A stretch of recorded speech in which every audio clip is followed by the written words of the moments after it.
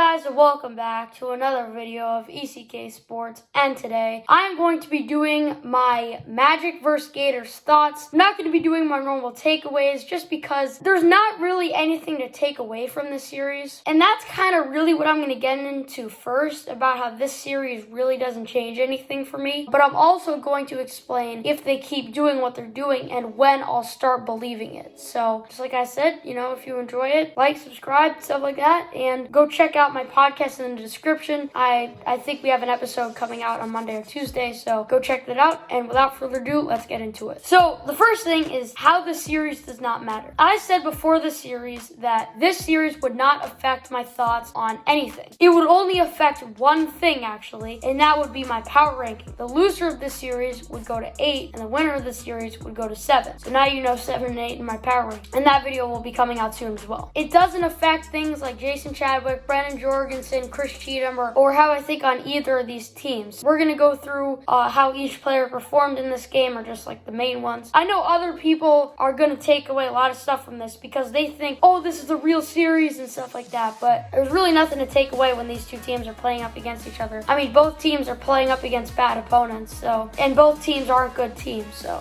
just an interesting thought. I just don't think there's anything I can really take away, but I can give my thoughts on how I thought each player did in this series. Starting it off with Jason Chadwick. Now, he obviously pitched great in this series. A lot of people weren't talking about him. More people were just talking about, that the Magic won the series. But Jason lowered his ERA about 130 points, which is really good for him. His ERA was in the high 5, like 5.3, I don't know. And he put it all the way down to 4. I mean, that's pretty impressive. But here's the thing. I can't say he's going to keep being like that because, again, he's going up against the Gators, whose offense, the Gators have a pretty decent offense. Cheatham and Zerlug have had really good offensive years. And then you add on Brennan Jorgensen was hitting crazy well this series. But here's the thing. Chadwick didn't even pitch that well. He pitched awesome in game 2, but he did not pitch well in game 1. So I think we'll see how he does against the D-backs. Pitching against the D-backs doesn't count because the D-backs are in a league of their own. So we'll really have to see how he plays against the Cobras. Liam Jackson, not much to talk about here. He gave up another 16 runs. He's just not the answer on the mound. He's given up 39 runs in 3 appearances. It's not that great. Definitely not the Magic number 2. Definitely looking for a pitcher in the draft. Not really much to say here. Chris Cheatham. Now, everybody's going to say, oh, no, he's not going to be the ace pitcher anymore. I don't know about that. I thought he pitched better than Chadwick in game 1. I thought he pitched better than Jorgie and Liam in game 3. So I would say both pitching performances in game 2 outperform Chris's game 1 because, in my opinion, if you're not giving up the long ball, you're a good pitcher. I think the difference was, in game 2, Jorgie, then game 1, Chris, is that ground balls just went different ways. That was the difference. The Magic manufactured runs. They didn't hit 3 homers off them. They didn't hit any, actually. They just manufactured runs off some hits. There was 1 or 2 bad defensive plays by the Gators. So I still think Cheatham's a really good pitcher, but he has been really shaky with allowing runs, hits, and walks this year. Brendan Zerlag, he's been really good this year.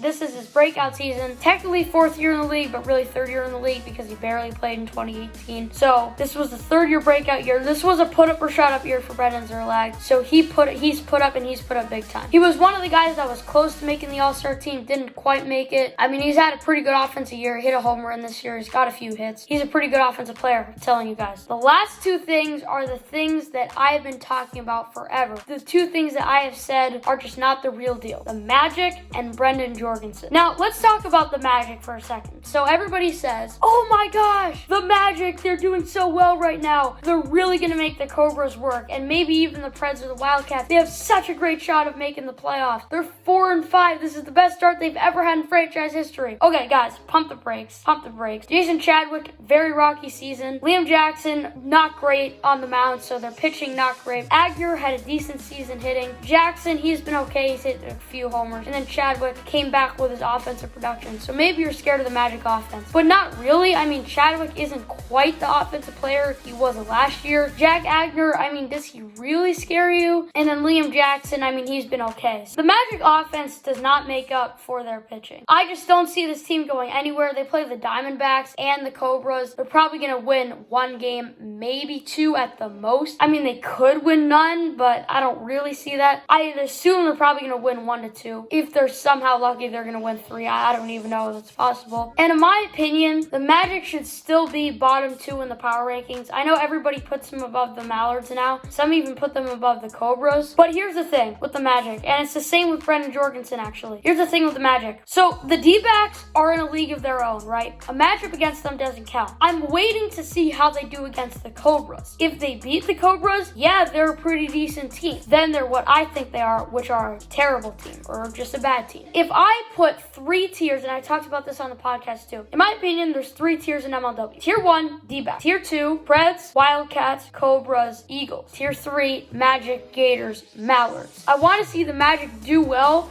versus the tier 2 teams before I can call them a legitimate playoff contender and someone that can make it over the Cobras or the Predators. And then you got Brendan Jorgensen, which is kind of the same thing. He had a really good series. I don't think he pitched that well in game 3. Game 2, he was awesome. But again, there were just a couple of ground balls that bounced the right way for him. Well, in Cheatham, there were a couple ground balls that just bounced the wrong way. So for Jorgie, it's the same thing. I need to see him pitch well against one of those tier 2 teams for me to say he's the real deal on the mound. Now, his next matchups are against the Eagles and the Mallards. If he does well versus the Mallards, once again, that does not count because he's going up against arguably the worst lineup in MLW and not that great of a team. The Mallards are one of those tier 3 teams, in my opinion. And then you go to the Eagles series. That is the series that will tell me how good Brendan Jorgensen is. Just like how the Cobra series will tell me how good the Magic are. Don't tell me about the Magic or Brendan Jorgensen until those 2 series. I can't really say how good the Magic are or how good Brendan Jorgensen are until then. But after that, I will admit I was wrong about the Magic or about Brendan Jorgensen. So look out for that. And yeah, I know this was a little bit of a different video. I'm still going to be doing prediction for the next series, which is right now. This is Eagles, Wildcats. This is a big take. I think the Eagles are going to take this. Of course, the Wildcats are without Jackson Pearson. And then the Eagles are without Dallas Allen. Clayton Price, I mean, he kind of looked good on the mound,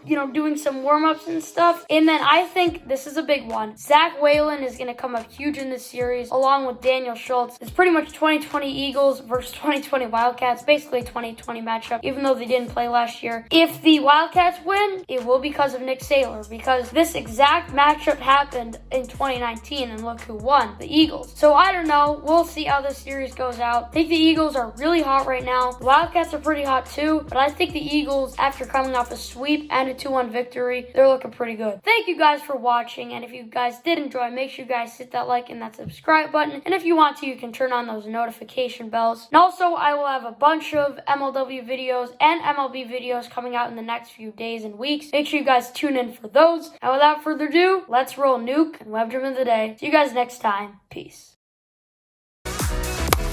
In the left field, Agner makes the play. Oh, that's a shot, Liam Jackson. Home run, a bomb into the trees.